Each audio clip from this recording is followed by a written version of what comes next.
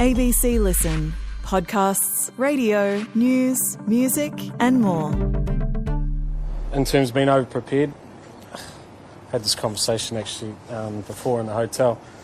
It's not about working the hardest. Working the hardest doesn't guarantee your success. Working the longest doesn't guarantee your success. Brendon McCullum, he's tripling down ahead of a must-win Ashes Test in Adelaide. And one thing you cannot say about the England coach is that he is low conviction. There are some familiar beats to this series right now.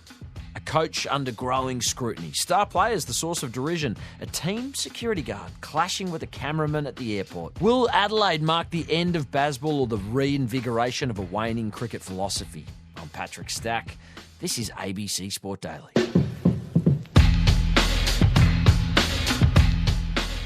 Barney Ronay is the chief sportswriter for The Guardian, fresh from his journey from the UK to Adelaide and straight onto the phone with us. Barney, thank you for joining us. We spoke before the series about the cult of Bazball and McCullum and the idea of Stokes as a kind of destiny man, how Australia might test those notions. Do you feel like you're arriving in the midst of a great unravelling or the start of an incredible comeback? Well, this is the beauty of Bazball. Who knows? England have been much worse, I think, than anyone really expected. And it's been frustrating. I think it's been frustrating for people in Australia. It's certainly been frustrating for Cricket Australia, who seem to have lost quite a lot of money by playing a team this bad. But it's been frustrating because they haven't done the things they said they were going to do. They really haven't played with any great flair or brains or any kind of coherent idea of what they want to do. I mean, it's like the great Martin Johnson quote, there's only two things wrong with this team. They can't baz and they can't ball. So I think they're very frustrated because they have shown nothing of their talent. Last ball of this first over, none for 5. Stark to the lefty. He's on his way and Duckett is forward, edging, and he's caught and it slips. And Australia have simply played very high quality, persistent and relentless cricket and they've crumbled. Brendon McCullum spoke to the media on Sunday and, he reiterated his commitment to this bit. I mean, even when he was asked about the prospect of his job being on the line, he sort of exuded an immense calm around that. You do the job to the best of your ability, you have conviction in what you're doing, and whatever happens, happens. But I certainly don't coach to protect the job. I coach to get the best out of people, and that's the same with the skipper. We both go about that in our same way with the same level of conviction, and that won't be changing this week just because the prize is at its highest. We'll remain committed to what we're doing in the same way that we do. Like, how is all that being received and digested in England? Is it a kind of derision race on the home shores, or is it something else? Well, there has been plenty of derision. I thought McCullum was good this week because, he's got this thing of only speaking to the media when England lose, because that's the time when you actually want to hear rather than standing up and saying, look, we're winning. I think you need an edge about when you enter a game. You need to be mentally fresh, you need to be physically fresh. And 5 intense training sessions on the back of a difficult loss, I don't think necessarily gave us our best chance. And I'll wear that. I'm happy to wear that as leader. I'm happy to wear the message that I said. I know not everyone will agree with it, but less focus on me, not the lads. And that has meant he's been a lot more busy recently.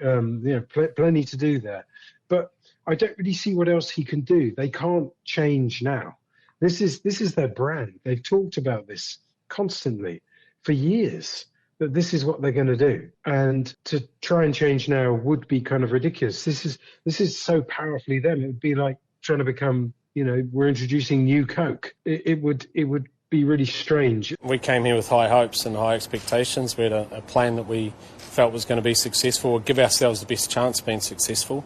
We haven't quite executed that so far, and Australia have seized those key moments, and hence they sit 2-0 up. It doesn't mean that we throw that plan out now. If anything, we just need to chisel away at some of the things we haven't got quite right and make sure that we still have that conviction in what we're trying to achieve. So they've talked a lot about playing the situation more and being a bit wiser, and things that just seem axiomatically true things that anyone should do playing any kind of sport at any level.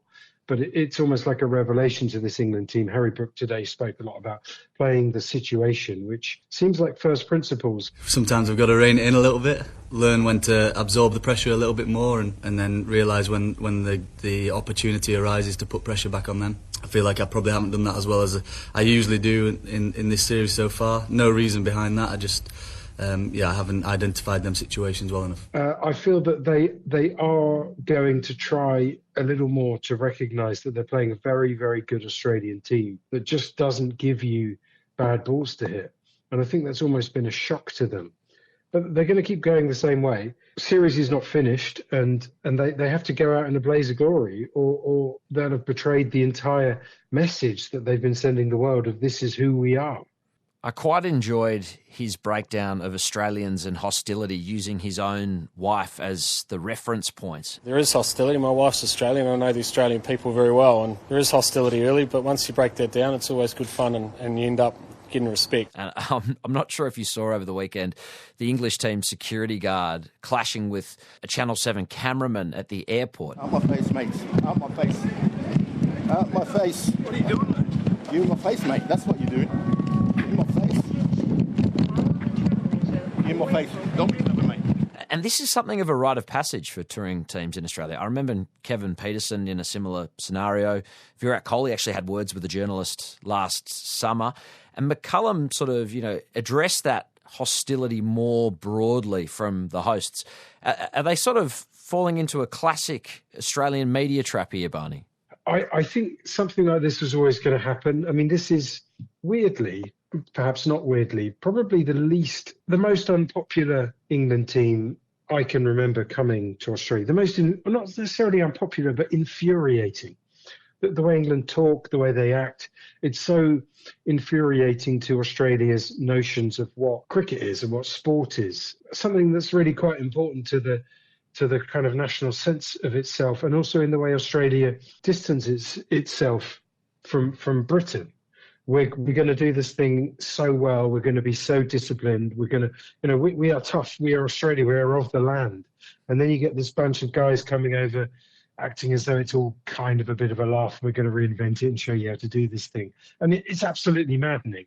So obviously, at some point, they were going to have this kind of interaction. I think the thing with the security guard was really unfortunate. And, I mean, the guy's just doing his job. They're both doing their job, in fact. And I think everyone's played it down quite nicely, actually. I was really glad to see, for example, Cameron Green saying, look, it's not very nice to be filmed. Especially on your off days, you pretty much want to forget about cricket, just be a normal person for a few hours. I can understand it can be quite frustrating to be photographed when you just want some downtime. So, yeah, I don't think you ever get used to that. I think everyone can sort of be sensible at a point like that. And, I mean, I work in football a lot, and you get a lot of situations like this in football, and sometimes it can be unpleasant. And I actually think everyone's been quite grown up about this, and I hope it doesn't go any further, because I think we can suddenly be grown-ups at these moments. It might even be quite useful for England to have been through that, because they do act and exist as though they're in a bubble and as though the outside world doesn't exist to them. And this was another moment of, well, in fact, all of the interactions they've had here have been people intruding on that bubble. I thought it was nice to see Stokes on the beach actually doing selfies with people and talking to people. It will be good for him and good for the team's image to see that they're actually just a bunch of fairly normal guys who are sort of trying not to have a miserable time, which is essentially what this all comes down to. Jofra Archer's clash with Steve Smith at the Gabba. I mean, it feels as though that little small episode is going to make the fast bowlers' remaining 3 tests, or if you play those 3 tests, very challenging indeed. I wonder how fast and how well he will need to bowl in Adelaide in order to sort of pass scrutiny. Yeah, you've got to be fast all the time now. I mean, it's really hard. I actually thought it was a brilliant sledge from Smith. Well, fast when there's nothing going on, champion.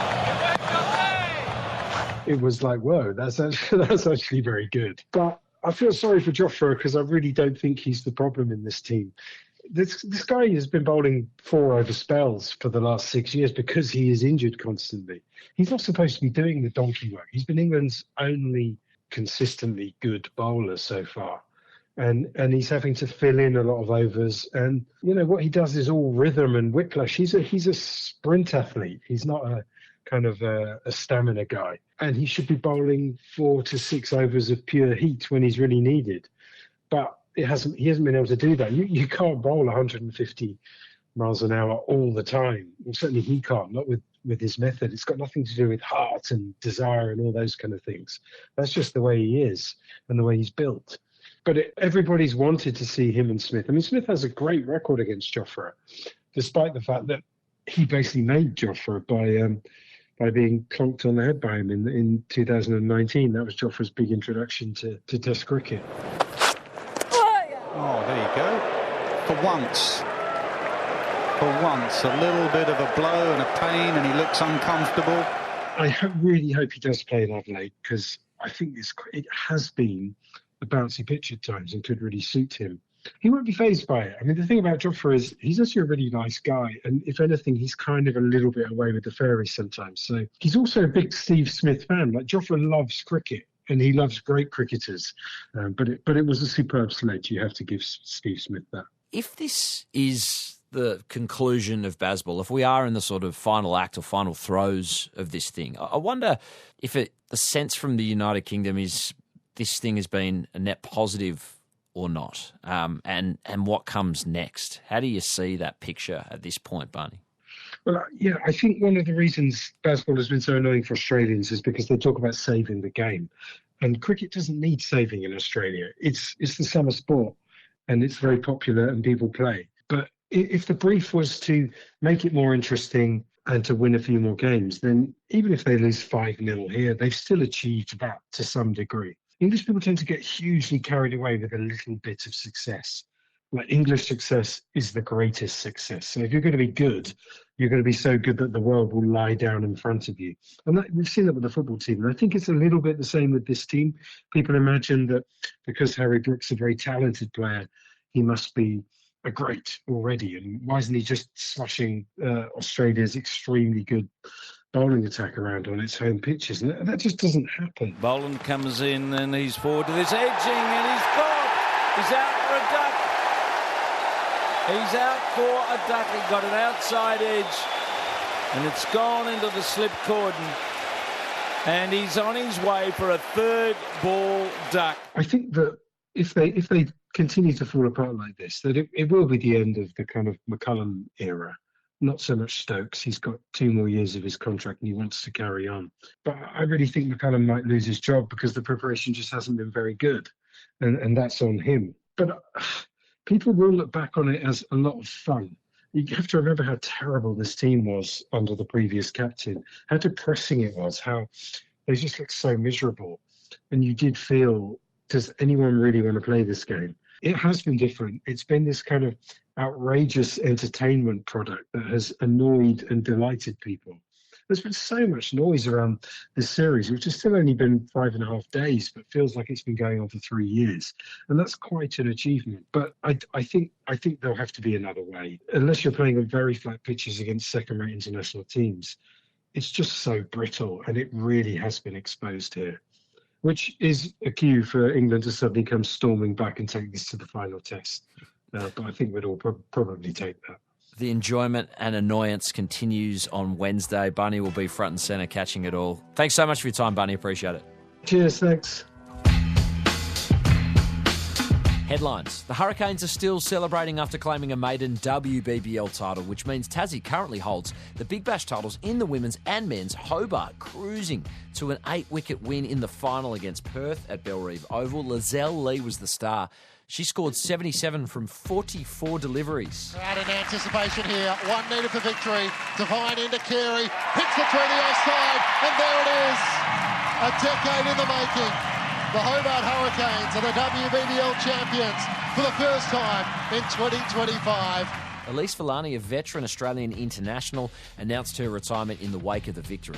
In the men's, the season's underway, with the Scorchers beating the Sixers in a rain-shortened 11-over game in Perth.